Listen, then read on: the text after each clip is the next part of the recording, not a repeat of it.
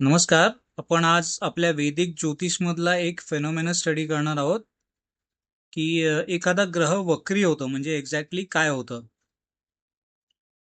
तर आता आपण आपलं 3D कॉस्मॉस ॲप ओपन केलेलं आहे. इथे आपली डेट दिसते, टाइम दिसतो आणि लोकेशन दिसते. हे ऑटोमॅटिकली ते ॲप फेच करतं. फर्स्ट टाइम तुम्हाला अलाव करायला लागेल. त्याच्यानंतर अलाइन कॉस्मॉसवरती क्लिक केल्यानंतर मला आजच्या टाइमला आपलं कॉस्मॉसमध्ये कुठला ग्रह कुठे आहे हे सगळं दिसतं. त्याच्यामध्ये आपण उपग्रह वगैरे पण सगळे ऍड केलेले आहेत. तर आता मी सध्या तर उपग्रह सगळे बंद करतो. पहिली गोष्ट तर ह्यांना मी भूसेंट्रिक करतो, कारण आपलं सगळं वैदिक ज्योतिष जे आहे हे दिस इज भूसेंट्रिक.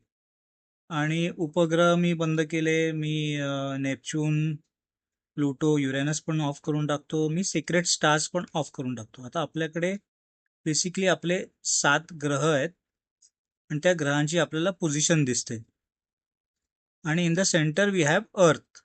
तर आता आपण आपल्या शनी महाराजांना पाहूया की आजची शनी महाराजांची जी पोझिशन आहे ती शनी महाराज आज 20 डिग्री 28 मिनिटावरती रेवती नक्षत्रात आहे. तर आपण यांची पोझिशन आपण 2nd ऑफ जानेवारी पासून मॉनिटर करू.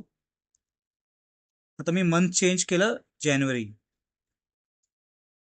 कॉस्मॉस अलाइन केला तर आपल्याला लक्षात आलं की शनी महाराज हे मीन राशीतच आहेत, 2 डिग्रीचे आहेत आणि नक्षत्र आहे पूर्व भाद्रपदा. आता आपण एक एक महिना पुढे जाऊया. तर आपल्याला दिसतं की शनी महाराज थोडे पुढे सरकलेत. आता त्यांची डिग्रीज बघा, 4 डिग्री 34 मिनिटं झालेले आहेत. आपण मार्च मध्ये जाऊ. 03,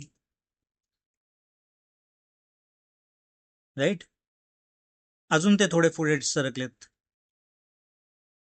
एप्रिल महिन्यात येऊ. अजून पुढे सरकलेत. अर्थची पोझिशन आपण स्टेशनरी ठेवलेली आहे, कारण आपण भूसेंट्रिक पाहतोय. आता मे मध्ये शनी महाराज अजून थोडे पुढे सरकलेत.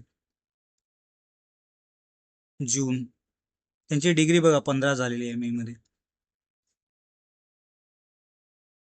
त्यांची डिग्री आता 18 झालेली आहे.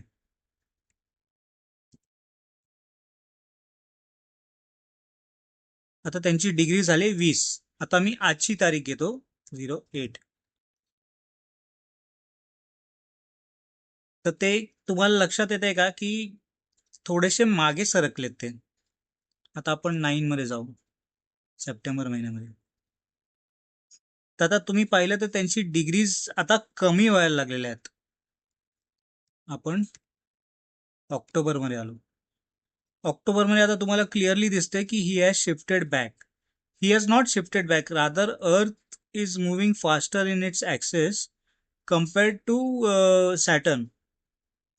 So both the planets are moving forward. It is just like a fast train passing by a slower train. तर ह्या मोशनला आपण वक्री मोशन म्हणतो. तर ह्या केसमध्ये this happens only when the particular ग्रह and earth both are on the same side of the sun. ह्या दोघांमधला डिस्टन्स खूप कमी आहे, त्यामुळे या ग्रहाचा आपल्या पृथ्वीवरती पडणारा प्रभाव जो असतो हा सगळ्यात जास्ती असतो या पिरियडमध्ये. आपण पाहू आता की 11 महिन्यात महाराज कुठे असतील.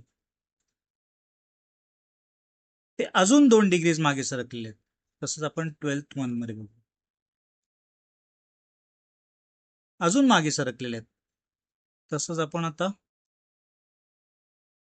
2027 मध्ये बघू.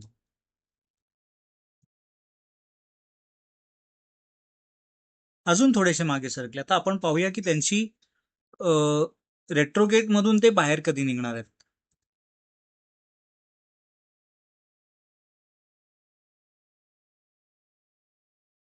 आपण मार्च मध्ये जाऊ. See now he is moving forward. So म्हणजे आपल्याला लक्षात आलं की जानेवारी महिन्यातच शनी महाराज परत त्यांच्या नॉर्मल मोशन मध्ये आपल्याला दिसणार आहेत, because earth has come on the other side of the sun.